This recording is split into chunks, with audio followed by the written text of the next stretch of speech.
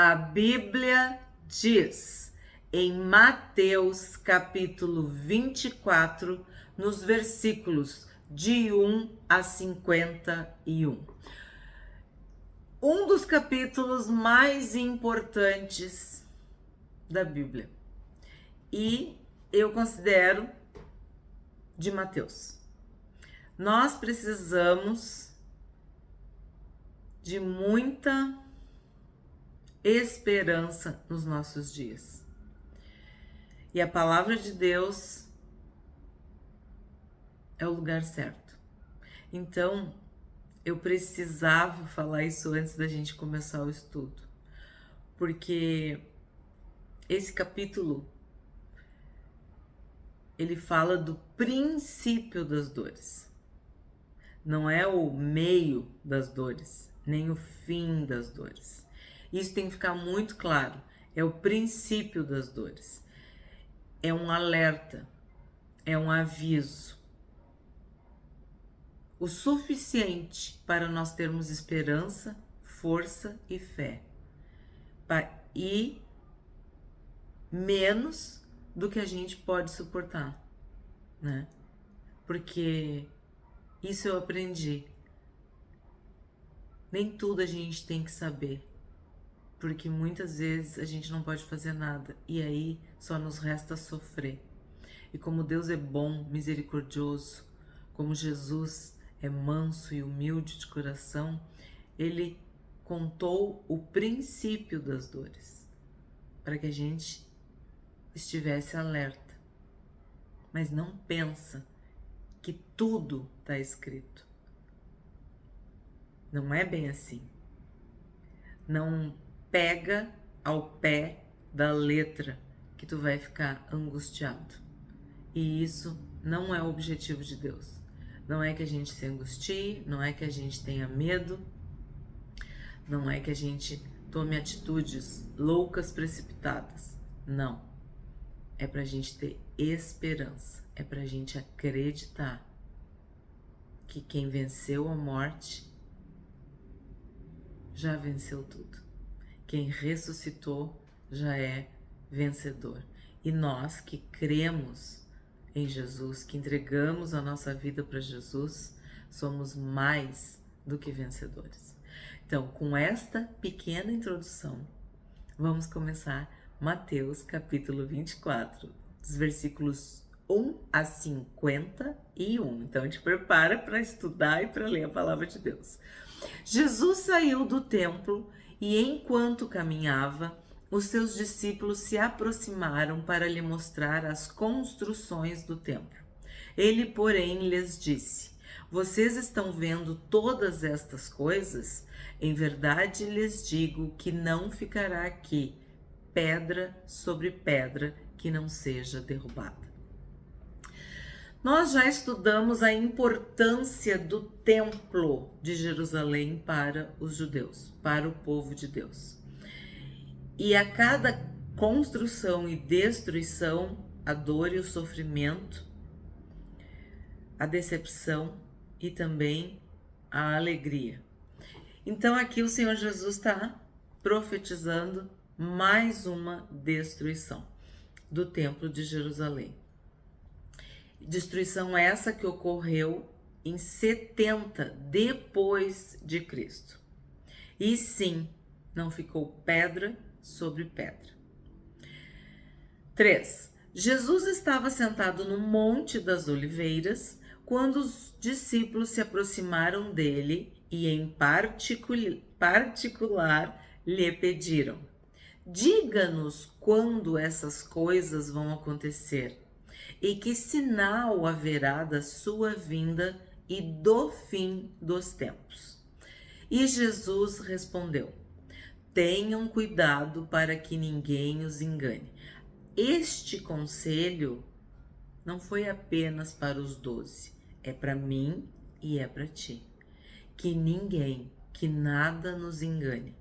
Devemos orar, pedir a Deus discernimento, sabedoria, olhos abertos, ouvidos abertos. Quem tem ouvidos para ouvir o que o Espírito diz às igrejas?" Nós temos que ter olhos bons, temos que ter olhos iluminados. Precisamos resistir e fugir ao espírito de engano. O engano, ele está liberado no nosso mundo. As pessoas mentem, as pessoas enganam, iludem. Tem até essa expressão fake news, né? Isso, vocês nunca pararam para pensar como é que isso virou? Isso é uma mentira. E o que é uma mentira? É um engano. O que é um engano? É um sofisma. Só que se ele vier descaradamente uma mentira, tu vai identificar. Então, ele vem com cabeça de verdade e corpo de mentira. Ou ele vem com corpo de verdade e cabeça de mentira, tu entende? Ele vem misturado. Aquele fermento que leveda toda a massa. Então nós devemos orar: Senhor Jesus, nos livra do espírito de engano. Espírito Santo de Deus, nos dê sabedoria, inteligência, discernimento, dom de discernir os espíritos. Então, o próprio Senhor Jesus está falando, ó, tem cuidado, fica esperto, fica alerta, vigia, fica atento para que ninguém te engane. Porque muitos virão em meu nome dizendo: eu sou o Cristo, e enganarão a muitos. Sim, muitas pessoas querem se passar por Jesus, ou por Deus, ou pelo Senhor, para enganar a muitos. E aí tá dizendo que eles vão conseguir, porque Jesus está dizendo: enganarão a muitos. E nós temos visto pessoas que estão deliberadamente pecando, vivendo uma vida de pecado, totalmente fora das Escrituras, e estão numa igreja. Pegam a Bíblia, só as partes que interessam. Estão enganados. Acreditam em doutrinas de homens, em doutrinas de demônios, em doutrinas humanas, falsas doutrinas, falsos profetas. 6. E vocês ouvirão falar de guerras e rumores de guerras. Fiquem atentos e não se assustem, porque é necessário que isso aconteça, mas ainda não é o fim. Isso é muito importante. A gente vai ouvir? Vai. Mas o que tem que acontecer? Não te assusta. Não te assusta. Porque isso tem que acontecer. Mas olha só o que Jesus está dizendo. Não é o fim. Porque nação se levantará contra nação e reino contra reino. Haverá fomes e terremotos em vários lugares. Então, isso são sinais. Sinais. Porém, todas estas coisas são o princípio das dores. Como eu falei no início, não é toda a revelação que a gente tem condição de suportar. Então, isso é o princípio, isso é o começo. Vocês serão entregues para serem maltratados e eles os matarão, porque vocês serão odiados por todas as nações por causa do meu nome. Eu tenho dito para vocês, há uma igreja livre, há uma igreja que até está displicente, como as virgens loucas, está sem óleo, está sem azeite na lâmpada, mas existe uma igreja perseguida, que está sofrendo exatamente isso. Está sendo maltratada, está sendo presa e está sendo morta por causa do Senhor Jesus. Porque existem governos, existem nações, existem regimes políticos que não aceitam os cristãos, que não aceitam a Bíblia. Sim, hoje, no dia que se chama hoje, cristãos estão sendo presos, maltratados e mortos simplesmente por serem cristãos. 10. Nesse tempo, muitos hão de se escandalizar, trair e odiar uns aos outros. O que acontece? Vai vir um fogo que vai provar esse ouro. Se esse ouro é fino, se ele aceita ser refinado pelo fogo, testado, provado, santificado.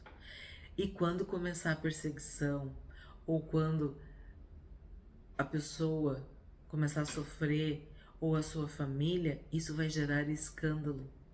E as pessoas vão negar o Evangelho, vão negar a Jesus e vão se levantar uns contra os outros. Muitos falsos profetas se levantarão e enganarão a muitos.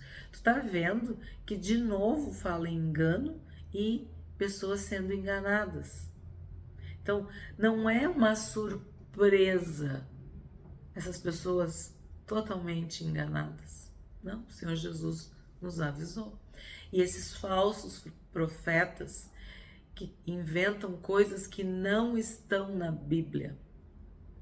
Por isso que é tão importante nós estarmos lendo e estudando a Bíblia.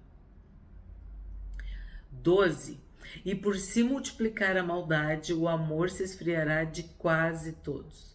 Então, um outro indicativo do princípio das dores é o esfriamento do amor.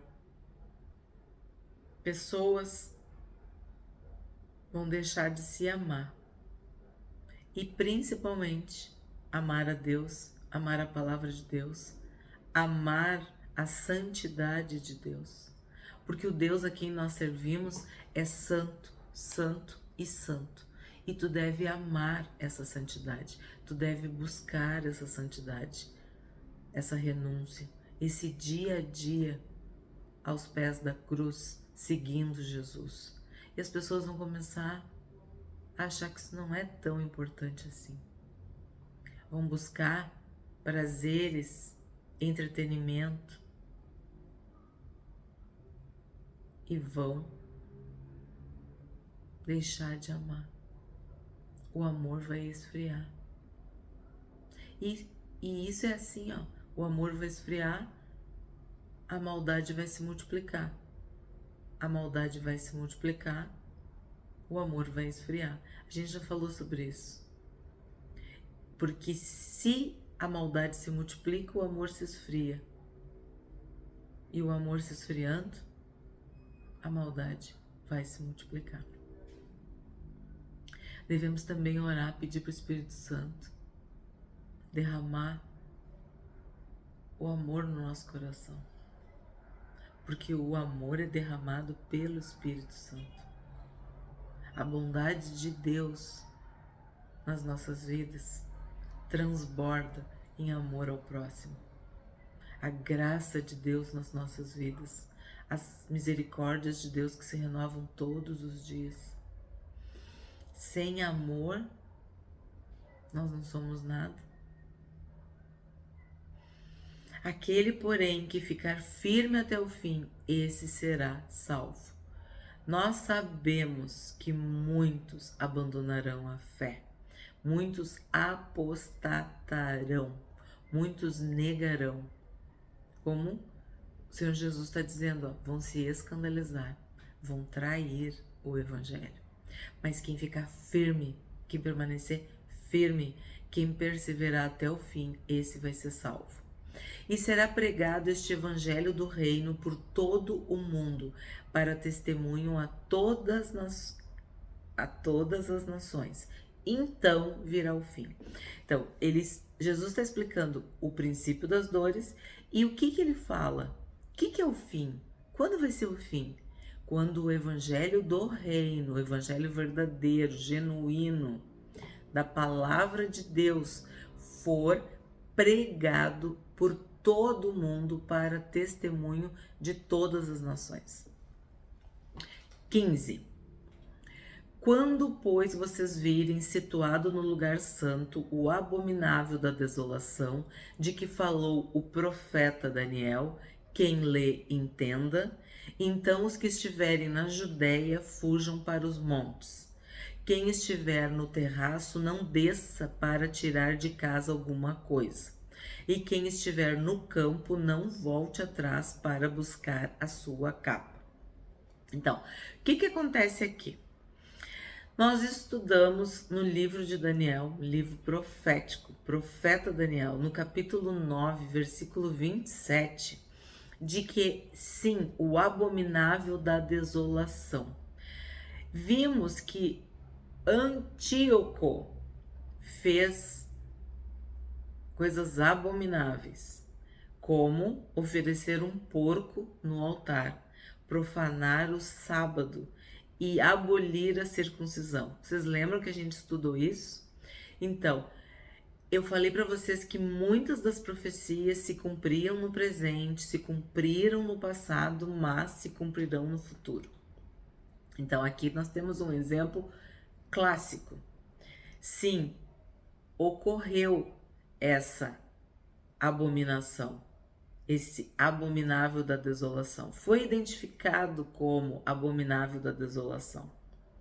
E ele fez isso. Mas o Senhor Jesus está falando também do caráter futuro.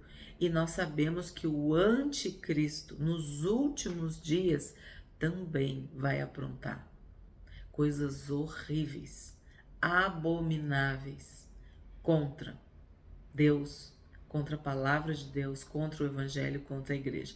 E nós já temos visto toda a sorte de desrespeito, de aberração, de loucura. E isso vai potencializar, isso vai aumentar, isso vai multiplicar. Porque assim a palavra de Deus diz. E nós devemos ficar amedrontados? Não, nós devemos ficar consolados, confortados, fortalecidos e protegidos pela palavra de Deus, que está nos alertando, nos avisando, nos preparando. Aí fala, ó, os que estiverem na Judéia fujam para os montes. Quem estiver no terraço não desça para tirar de casa alguma coisa. E quem estiver no campo não volte atrás para buscar a sua capa. Isso aqui, gente, aconteceu literalmente aqui no Rio Grande do Sul. As águas subiram de uma forma absurda e rápida. Pessoas que estavam no andar de baixo subiram para o segundo piso, para o segundo andar, e a água subiu também. Pessoas que conseguiram se salvar foram para o terraço, ficaram nos telhados, em cima de árvores, em montanhas, em morros. Pessoas que moravam em prédios que jamais imaginaram que ficariam ilhados, tiveram que subir andares e andares, porque a água subiu. Então, nós vimos isso acontecer aqui há poucos meses. E nós não sabemos o que mais vai acontecer. Mas o que a gente viu?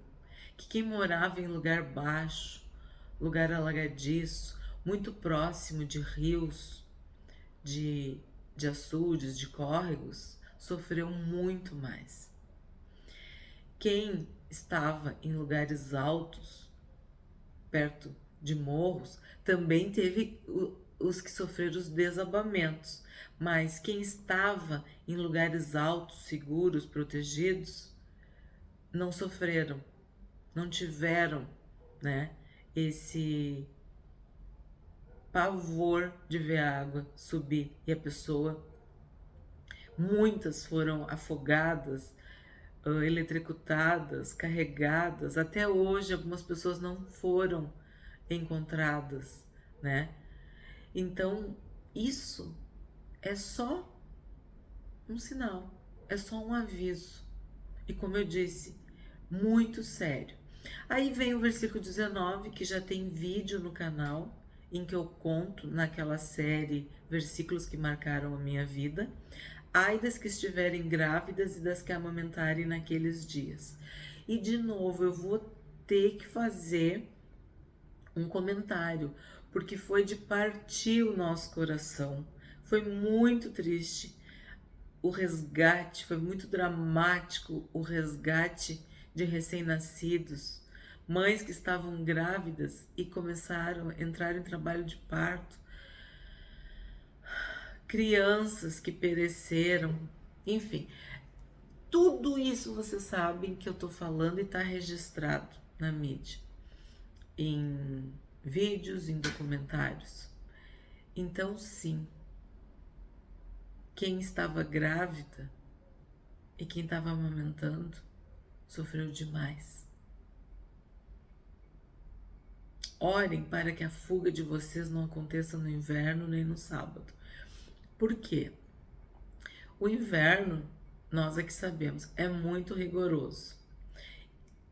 E para os judeus também, e em Israel também. E o sábado é um dia sagrado.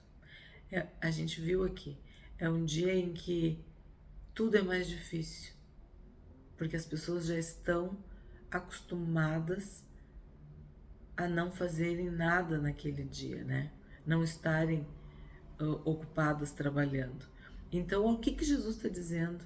Para a gente orar para que a fuga não aconteça no inverno nem no sábado, porque tudo isso agrava. Tu está vivendo um problema, um desafio, uma calamidade, uma tragédia, e tem questões que fazem com que aquilo aumente o teu sofrimento. É assim que eu interpreto esses versículos. Então tu tem que estar preparado, tu tem que estar prevenido, porque existem coisas que vão fazer tu sofrer muito mais. E Jesus está dando exemplos.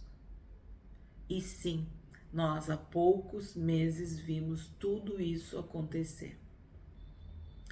Porque nesse tempo haverá grande tribulação, como nunca houve desde o princípio do mundo até agora e nunca jamais haverá.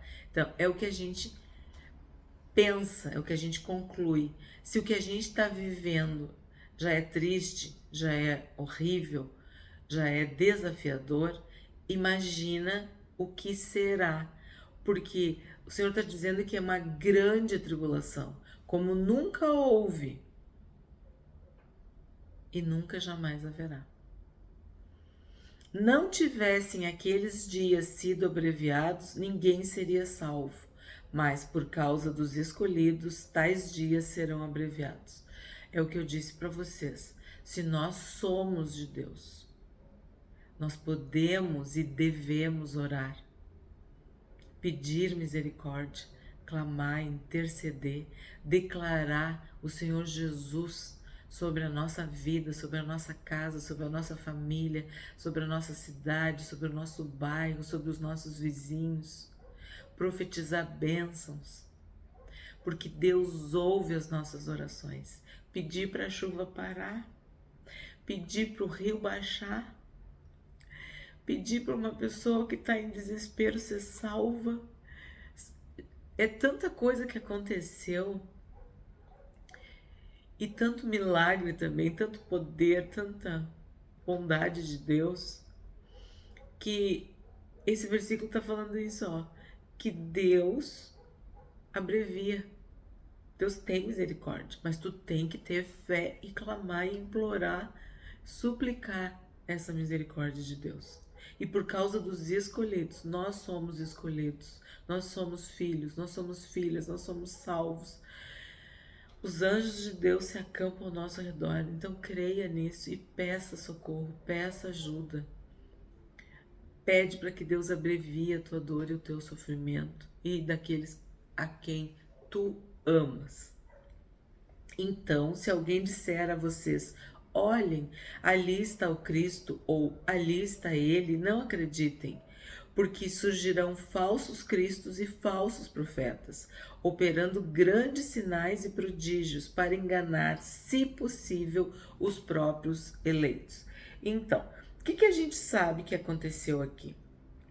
Que na época dos discípulos, houve um cerco e uma destruição em Jerusalém, como eu disse, 70 anos depois de Cristo. Mas o Senhor Jesus está falando que isso também vai acontecer no futuro. e nós seremos testados. Nós vamos ser peneirados, passados por esse fogo, por essa tribulação. E o que vai acontecer? Falsos profetas, falsos cristos. O que quer dizer falsos cristos? Falsos ungidos. Cristo é ungido, é o Messias. Então, ungido, pessoas com autoridade, mas são falsas, são enganadoras. E eles vão operar grandes sinais e prodígios para enganar, se possível, os próprios eleitos. Eu te aconselho a sublinhar quantas vezes o Senhor Jesus já falou sobre enganar, não ser enganado. Por quê? Porque esse é o maior, vamos dizer assim, plano de Satanás. Enganar. A obra de Satanás é enganar. O que ele fez com Eva? Ele enganou. Ele sempre engana, ele conta uma história mentirosa. Ele muda as palavras para que aquela verdade se torne uma mentira e vice-versa. Então, falsos cristos e falsos profetas são o quê? São pessoas que vão mentir, vão enganar para, se possível, nos iludir, nos perverter, nos fazer desviar ou nos escandalizar. Eis que tenho predito isso a vocês. Portanto, se disserem a vocês, eis que ele está no deserto, não vão lá. Ou se disserem, eis que ele está no interior da casa, não acreditem. Porque assim como o relâmpago sai do oriente e brilha até o ocidente, assim será a vinda do Filho do Homem. Onde estiver o cadáver, ali se ajuntarão os abutres. O que está sendo dito aqui? Quando alguém disser vai ser, tenha certeza, não é. Porque o Senhor Jesus está dizendo, ó, ele está no deserto, não vão lá, quer dizer, não acreditem, não vão atrás, não acreditem. Não há como nenhum ser humano dizer isso. Vai ser como um relâmpago que sai do oriente e brilha até o ocidente, quer dizer, todo olho verá. O mundo inteiro, quando tu fala de oriente e de ocidente, está falando do mundo inteiro. Então isso não vai ser algo secreto para poucos, não. Todo olho verá, todos verão a vinda do Filho do Homem. 29. Logo em seguida, a tribulação daqueles dias, o sol escurecerá, a lua não dará sua claridade, as estrelas cairão do firmamento e os poderes do céu serão abalados.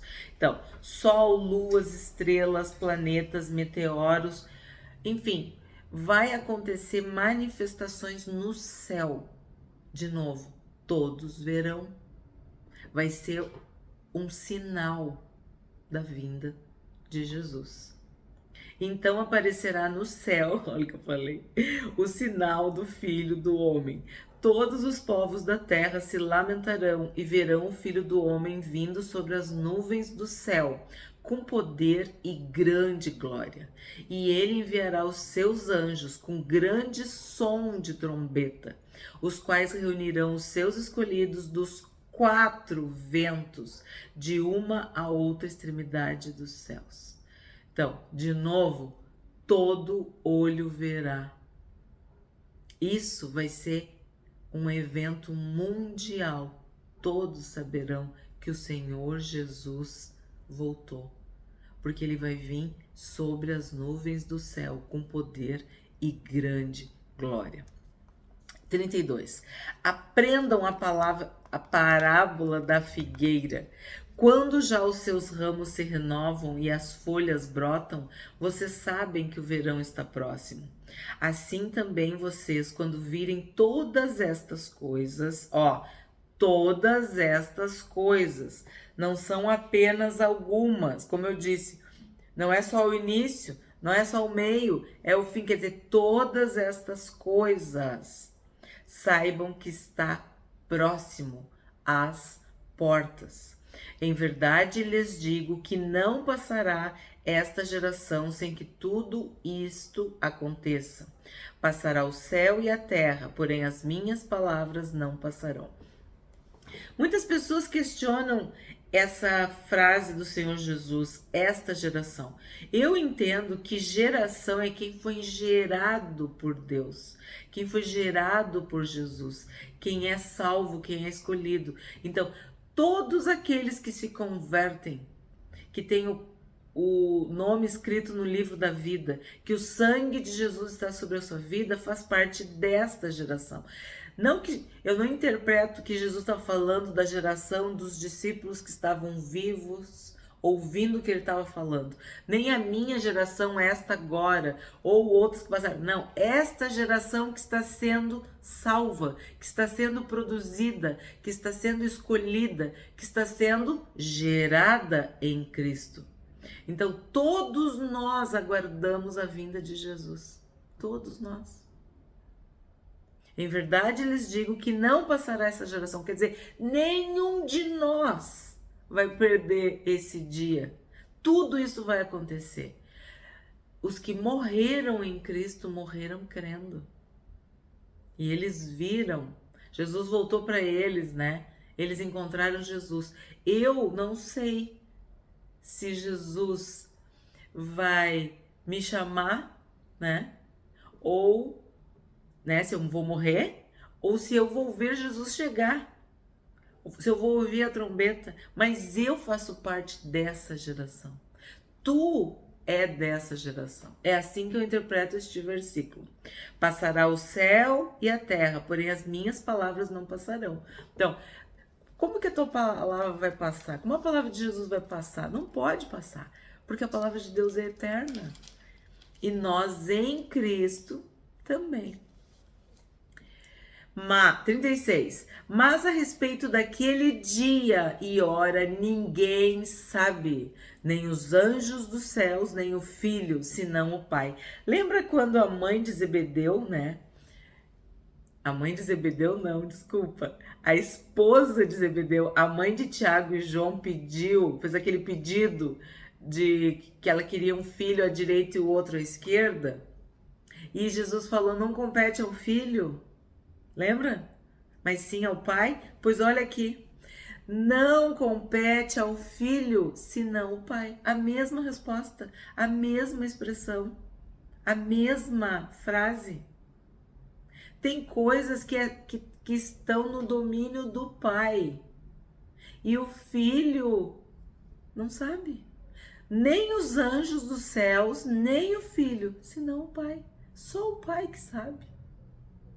Então, como é que se é só o pai que sabe? Tem uma pessoa, tem um homem, tem uma mulher que fica dizendo, gente, isso é mentira, isso é engano, isso é uma falsa profecia. Isso é para enganar. E tem gente que está há séculos dizendo que Jesus está voltando, Jesus está voltando, Jesus está voltando. Sim, Jesus está voltando, mas não como essas pessoas estão dizendo. Elas marcam datas, elas fazem contas, elas fazem coisas erradas, mirabolantes para justificar suas teorias falsas. Então, a respeito daquele dia e hora, ninguém sabe. Quando disserem que é o fim, não é o fim. Pois assim como foi nos dias de Noé, assim será também a vinda do Filho do Homem. Pois assim como nos dias anteriores ao dilúvio, comiam e bebiam, casavam e davam-se em casamento até o dia em que Noé entrou na arca, e não o perceberam até que veio o dilúvio e os levou a todos. Assim será também a vinda do Filho do Homem. As pessoas vão comer, vão beber, vão comprar, vão vender, vão casar e vão se dar em casamento, vão fazer e acontecer. E o Senhor Jesus vai voltar, de repente, como um relâmpago. E essas pessoas não estarão preparadas. Nós estamos aguardando a vinda de Jesus. e estamos atentos aos sinais e lendo a palavra e estudando e meditando. E ele fala, ó, que a gente, assim como a gente observa a figueira, os ramos, as folhas, assim como a gente observa a vida, assim como a gente sabe as coisas naturais, nós também devemos discernir as coisas espirituais. Mas para discernir o que é espiritual, nós precisamos do Espírito de Deus. E como que o Espírito de Deus nos ensina? Através da palavra de Deus, através da Bíblia. Por isso que é tão importante nós estarmos aqui juntos, estudando a Bíblia diariamente no YouTube. Eu sei que tem pessoas que muitas vezes não têm disciplina, não têm companhia, ou tem questões que não saem de casa, que têm dificuldade. E essas pessoas, o que elas me dizem, me reportam? A importância de estarem alertas, fortalecidas, sóbrias, lendo a palavra de Deus. E eu agradeço muito, porque nós estamos aqui em Mateus, lendo esse capítulo. Já tem outros vídeos no canal, mas esse ano tem sido muito especial, porque a gente está fazendo uma sequência. E cada vez está mais claro. Cada vez Deus tem renovado o nosso entendimento. Então é muito importante que a gente não seja como aquelas pessoas nos dias de Noé, que não estavam preparadas, estavam distraídas, estavam sonolentas. Nós temos que estar sóbrios, vigilantes, com as nossas lâmpadas cheias de azeite.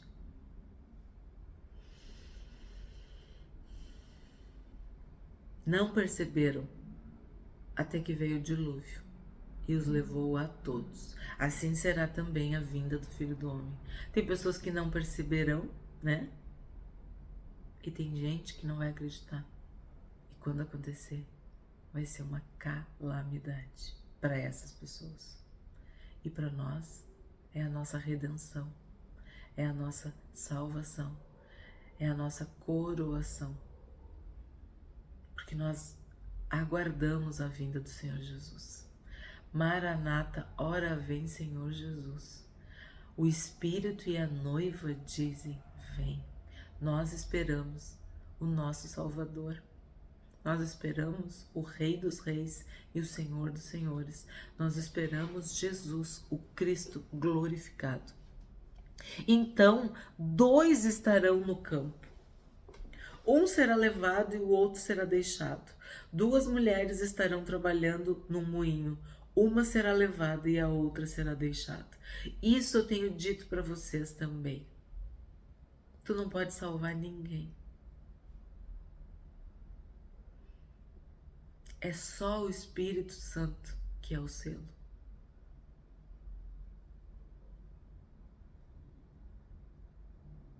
Nós temos a marca da promessa. Tem pessoas que tu pensa que são salvas, mas lá no íntimo elas não entregaram o seu coração. Elas não se entregaram totalmente para Jesus. Elas não creem 110% na Bíblia. Há uma incredulidade. E sem fé é impossível agradar a Deus. Então nós teremos surpresas desagradáveis, porque um será levado e o outro será deixado. Uma será levada e a outra será deixada.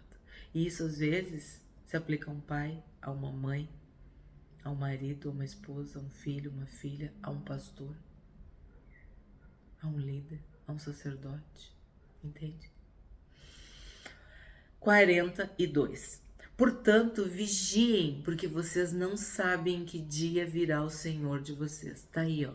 Não é para ficar nervoso, não é para ficar amedrontado, não é para sofrer, não é para ficar angustiado, ansioso, não. É para vigiar. É para vigiar. É para ficar atento, sóbrio, acordado, não dormindo. Desperta. Nós temos que estar assim, despertos. Porém, Considerem isto: se o pai de família soubesse a que hora viria o ladrão, vigiaria e não deixaria que a sua casa fosse arrombada. Porque por isso estejam também vocês preparados, porque o Filho do Homem virá a hora em que vocês menos esperam. Eu cresci ouvindo isso, que o Senhor Jesus podia vir hoje, podia vir de madrugada, podia vir de manhã, que eu devia viver a minha vida ansiando por essa volta. Por quê? Porque eu sou salva, eu não tenho que temer, eu tenho que esperar o noivo vir me buscar. Olha o que está dizendo, ó. Estejam preparados. 45. Quem é, pois, o servo fiel e prudente a quem o Senhor deixou encarregado dos demais servos para lhes dar o sustento a seu tempo? Bem-aventurado aquele servo a quem seu senhor, quando vier, achar fazendo assim. Em verdade lhes digo que lhe confiará todos os seus bens.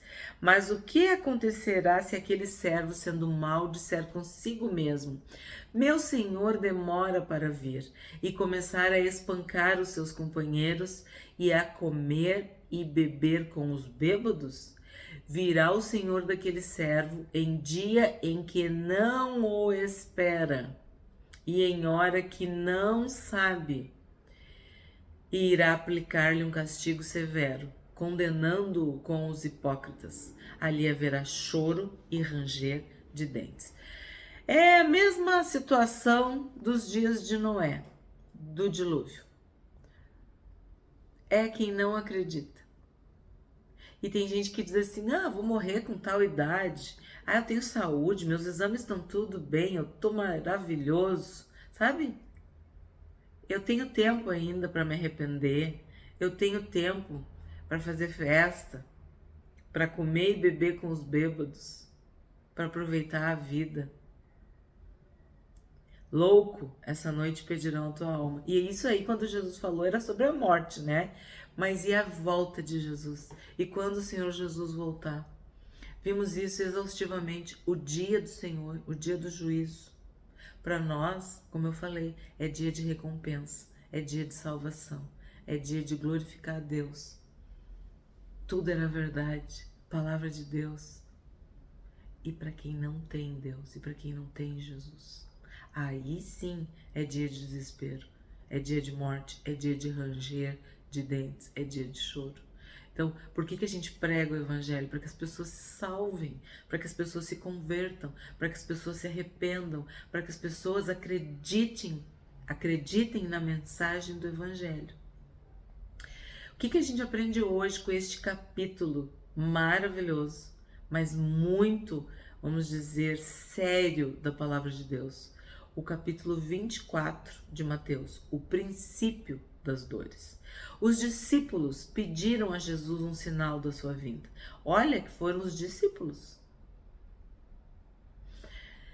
Então Jesus respondeu para os seus discípulos que haveria homens e espíritos enganadores, guerras e rumores de guerras, nação contra nação, reino contra reino, fomes, terremotos, dores, tribulações, mortes, ódio, perseguição, escândalos, traição, falsos profetas, a multiplicação da iniquidade e o esfriamento do amor. Mas o fim só virá quando o evangelho, o verdadeiro evangelho, for pregado em todo o mundo. Que se alguém te disser que Jesus está voltando, que Jesus veio, que Jesus foi, que Jesus chegou, não acredita. Se alguém marcar o dia, a hora, a data, não acredita. Isso é mentira. Porque nem os anjos dos céus, nem o Filho sabe. Só quem sabe é o Pai. A respeito daquele dia e daquela hora, ninguém sabe, nem os anjos dos céus, nem o Filho, senão o Pai, somente o Pai.